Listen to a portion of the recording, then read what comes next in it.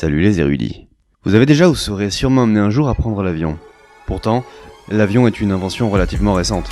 Et son fonctionnement est loin d'être connu de tous. Savez-vous réellement comment l'avion, pourtant plus lourd que l'air, arrive-t-il à voler ? C'est justement ce que nous allons voir aujourd'hui dans ce nouvel épisode du Questionneur. Les passagers à destination du vol New York 711 sont priés de se présenter porte B.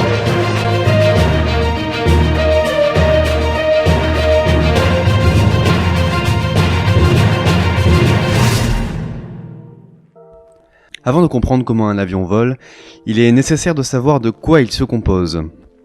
Nous expliquerons le vol de l'avion dans les cas des avions de ligne en général. Le principe est le même pour tous, mais certains avions ont des particularités de construction qui les rendent différents des autres, ce qui ne sera pas pris en compte dans notre explication. Avant toute chose, il faut savoir que deux parties de l'avion ont une influence majeure sur sa capacité à voler. Le fuselage et les ailes. Le fuselage est ce qui constitue l'équivalent du corps de l'avion. Comme vous le voyez sur l'image, sa forme est celle d'un cylindre allongé sur ses deux extrémités. Un fuselage optimisé est primordial pour le vol de l'avion, car si ce dernier est peu aérodynamique, cela empêchera l'avion de voler correctement. En effet, lorsqu'un avion ou tout objet se déplace à grande vitesse, de l'air à la même vitesse va s'abattre sur ses surfaces, ce qui va le ralentir. Lorsque vous vous déplacerez, par exemple en courant, l'air que vous sentez sur votre visage et sur votre corps vous ralentit. Et il faut faire un effort pour accélérer et contrer la force qu'exerce l'air sur votre corps. Un avion en fuselage mal optimisé devra donc être plus puissant pour voler, et consommera plus, ce qui est absolument à éviter aujourd'hui. De plus, à la vitesse à laquelle vole un avion, la force de l'air est telle qu'elle chauffe le fuselage, et ce qui le constitue. Cela génère de l'usure, et risque d'amener à la destruction de celui-ci en plein vol, ce qui rend un fuselage mal optimisé extrêmement dangereux. Alors, le fuselage, bien qu'il ne permette pas directement à l'avion de voler, peut très bien l'en empêcher. Maintenant, intéressons-nous aux ailes, élément unique à l'avion, qui lui permet de s'élever. Les ailes de l'avion sont généralement attachées au milieu du fuselage et portent les éléments moteurs de l'avion qui lui permettent d'avancer, en général des réacteurs. On remarque que l'épaisseur des ailes est très réduite par rapport à celle du fuselage, et qu'une aile est relativement peu large. En revanche, une aile est très longue.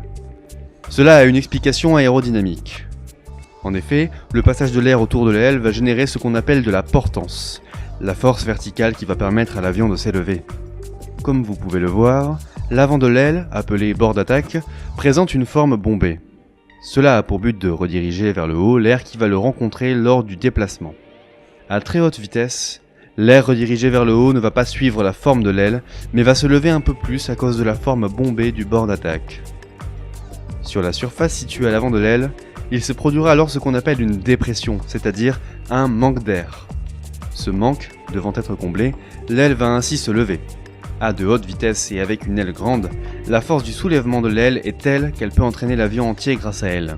Cette force est effectivement beaucoup plus grande, d'autant plus que la vitesse de l'avion, comme le suggère la formule de la portance que vous pourrez retrouver dans la description.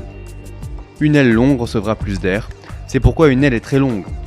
Au contraire, une aile trop large sera inefficace car plus lourde, et l'air qui circulera dessus à l'arrière générera des frottements importants qui nuiront au mouvement de l'avion. Aujourd'hui, les formes d'ailes varient assez peu et on utilise encore celles déterminées il y a plusieurs dizaines d'années.